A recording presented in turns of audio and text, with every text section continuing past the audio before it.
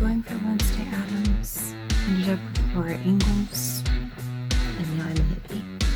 We've gone full circle.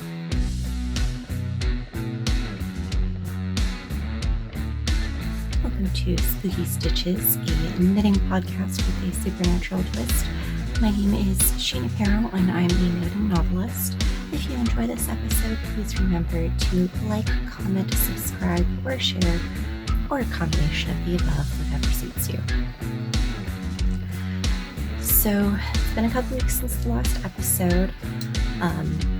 This week has been a roller coaster. I'm not gonna lie.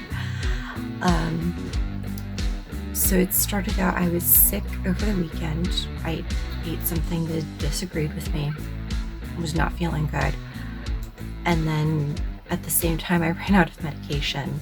So I was not having a great mental health couple of days, which this is your friendly reminder that birth control is not just for birth control. It also affects mental health and chronic pain conditions, and it keeps my sister from bleeding to death. So, friendly feminist reminder. Anyway, I was out of meds. I was very down, feeling defeated. I still don't have a new job. I got a royalty payment of $1.35 from one of my platforms, so that was extremely discouraging and just wasn't having a great time. Well, I also had an article published in Piecework this week. It's part one of a series, and it's just an introduction to the Eleonora project, which I will talk more about later. And I suddenly had 700 hits on my website in a day, which that's like almost as much as I get in a month. So I was a little flabbergasted. It's great. I'm super happy with it. I've gotten a new patron out of it. I got some new ideas for posts based on the conversations that we had. But it just went from an extremely low week to being extremely high. And I'm still kind of reeling from it because I was not expecting that kind of response. I don't have any new releases out, but, do check out my website and everything. That's where you can find the latest news and updates. I also have a mailing list you can sign up for. In the next couple of weeks, March 1st, I will be releasing a new item on my shop, which is a novice author workbook. It's a short little booklet that will help you plot and plan out your novel and get your first manuscript finished. It doesn't go into the publishing side of things, but it does give you some tools and resources to help make a better book and a better writing schedule for your lifestyle. I am going to do a part 2 that includes information about writing query letters and how to self-publish, but that's going to be a separate workbook. And both workbooks include planner printables that you can download, print off, fill out, and then put them into your planner or into a notebook, plotting notebook, anything like that, just to help keep you on track and give you a visual representation of what you're working on. That is going to go up in my Gumroad shop on March 1st. It'll be $4.99. And then I'm also going to have a free download version for my patrons, and you can join Patreon for just $1 a month, and I would really appreciate it if you did that. Let's just take a moment for a bit of sponsorship, because it's my podcast and I'm sponsoring it. So I just wanted to let you guys know I do offer editing and critique services for authors. Those are linked down below. I usually do accessibility pricing, which I try and make it affordable for as many people as possible.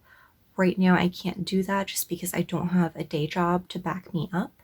So I am slowly nudging my prices up into where they are more feasible for me to maintain during this time. Once I get a day job again, the prices will go down. Unfortunately, at that point, my availability also goes down. So if you're looking for editing services, I do have immediate availability, and you can get your manuscript, your query, your synopsis, or all three, a developmental or copy edit, and all of those links are listed down below. And for our podcast shout out this week, I wanted to talk about Mediums, which is a limited run podcast. It's only 8 episodes and it's available on Spotify. And it goes into the history of spiritualism and mediumship, its connection to feminism, and why some of them were more successful than others. So I thought it was a really fascinating podcast. It's very chill and nice to listen to. So do go give that a listen. Okay, so for finished objects this week, I have several of them. I finished up the World War I sweater, which will be going off to its recipient soon. I will put some photos here. It's just on a hanger right now because it's not my size. It's also definitely not my color. I also had one skein left over from that sweater. I ordered 6 skeins of Knitpicks Twill in the colorway Fiddlehead. I only used 5, almost exactly 5 skeins. So I used the last one to make this beanie. And this is, again, in the style of the hats that would have been sent to the soldiers at the front in World War I and World War II. I didn't use pattern for this one. There are patterns in the Priscilla's War workbook that I referenced for the sweater, but I was just like, it's a 2x2 red beanie. I'm not using a pattern for this. So that is what it looks like all finished, and these will be going off to the recipient very soon. I also finished up the cowl for Ash. So last time you guys saw it, it was where that stitch marker is. It is now all done. And this is the Unique Sheep Green Sheep. And it's a cotton bamboo blend, I think. So it's just a little like infinity scarf cowl thing. Again, not my colors, but it is very soft. Ash loves the colors. This is leftover yarn from another project I did for her. Oh, it's Unique Sheep striped with Knitpicks Comfy Fingering. I don't remember the name of the colorway for that one. It's like a plum or something, blackcurrant. And then the orange and purple colorway is called Boo. Once I finally got into it, this was fun to knit. At first, it was kind of a slog. And then once I got some other projects off my needles, I was just like going for it. I went crazy. So I'm not going to bother blocking this. This is just a plain stockinette tube. It's going to curl even if I do block it. And the curling is, you know, part of the character of it. So I'm not going to try and make it lie flat because that's not the nature of stockinette. I also have 2 items that I will be putting up in my shop this week, and hopefully I'll be making more of these later this week. I just haven't gotten to them. Like I said, I wasn't feeling good earlier this week, and then I've been making up time since then.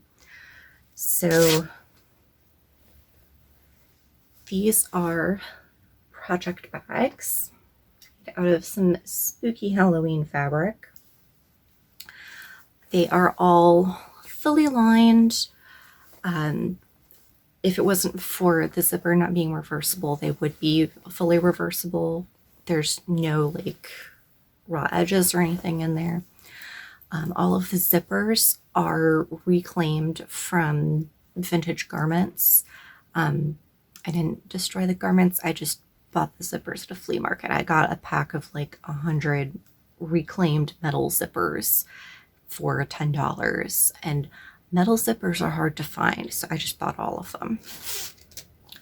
So I've got this one, And then this one right here, this was the first one I made. This is a prototype bag, and I'm gonna go ahead and list it anyway, but it is going to be discounted. This one is larger,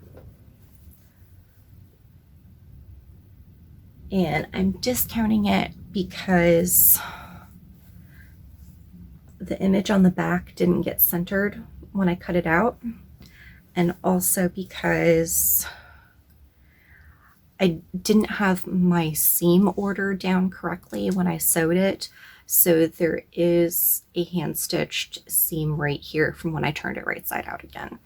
So I made a couple of minor errors on here, but it's still a fully functional bag. It's still a really nice bag.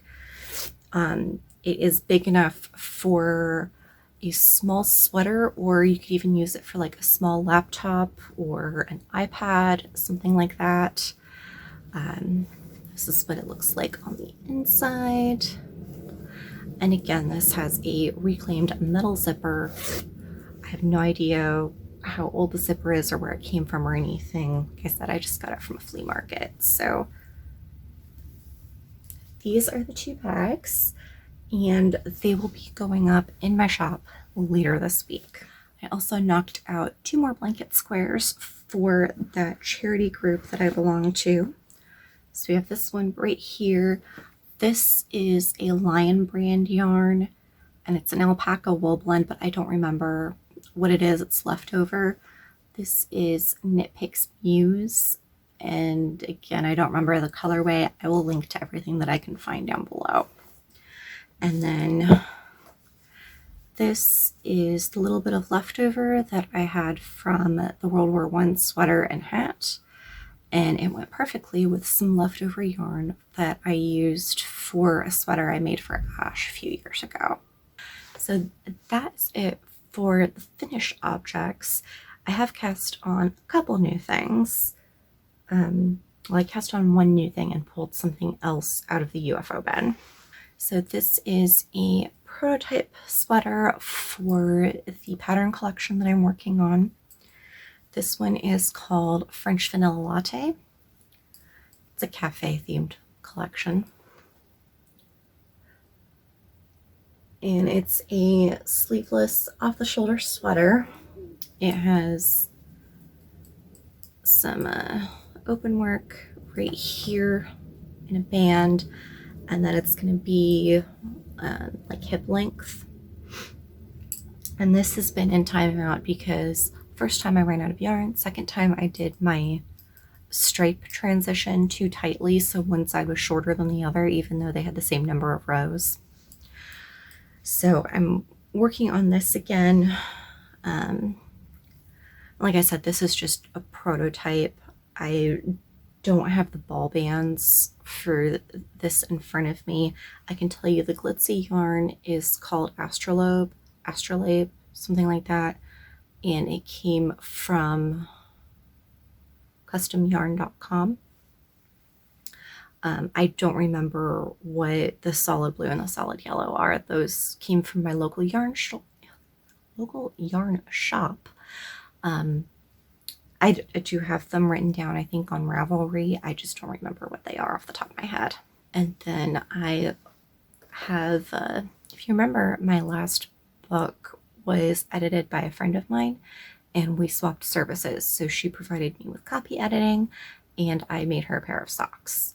So she has kindly volunteered to do the second HA book since my budget kind of went down the toilet. And so I'm making her 2 pairs of socks this time, but I've only cast on one. This is Hermione's Everyday Sock,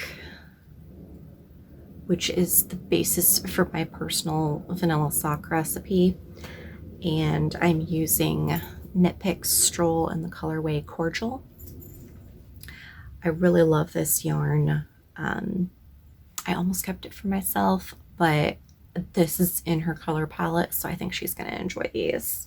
And lastly, we have the Eleonora project.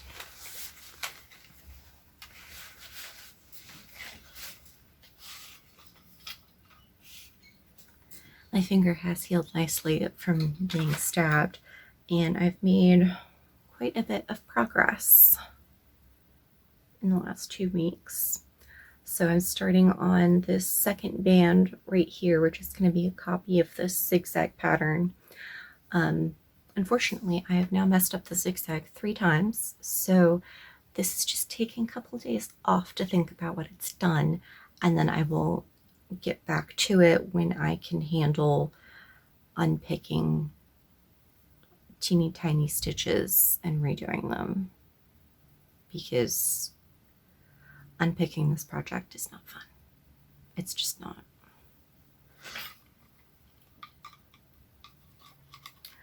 But the project is going well. I've done a couple of updates on the website. I have another one that is going up this Saturday. It will be up by the time this podcast is up. And just talking about why they dug up Eleonora in the first place, and then why they reburied her without her clothes. And it goes into some cultural attitudes about death, some archaeological policies and procedures, and just some general background as to why that may have happened. I don't have a lot of facts on it because the people who did it the first time didn't publish their findings. That's fun. And then the crocheted bag that I was working on, I'm just frogging it. It's not doing it for me. I still want to use those 2 yarns together, just not on that project. I don't know what I'm going to do with them. So that is on hold until a later date. So things that I have been watching and reading lately. I haven't been doing a whole lot of reading. I've been trying to, and just, I can't make myself. I'm listening to a biography of the Tudors, which is okay. I'm mostly listening to it to try and sleep, but it's not working because I don't like the narrator very well. But it is interesting, and it does give some more context to the world of Eleonora, because Henry VIII and Cosimo and Eleonora were contemporaries, so the things that Henry did had a big impact on things that happened in Italy and Florence. I also watched the Canterville Ghost with Patrick Stewart for the first time, which I really enjoyed. That is going on my list of like spooky but not scary movies to watch. That's like my favorite genre of movie, is spooky but not scary. Stuff like Hocus Pocus, or I'm drawing a blank now, but I'm compiling a list in one of my notebooks of movies that I can watch when I'm in that mood, like Paranorman, or there's some of the other like kids Halloween movies, stuff like that. But also things like The Woman in White. And I like horror, but the horror that I like, most people don't consider horror.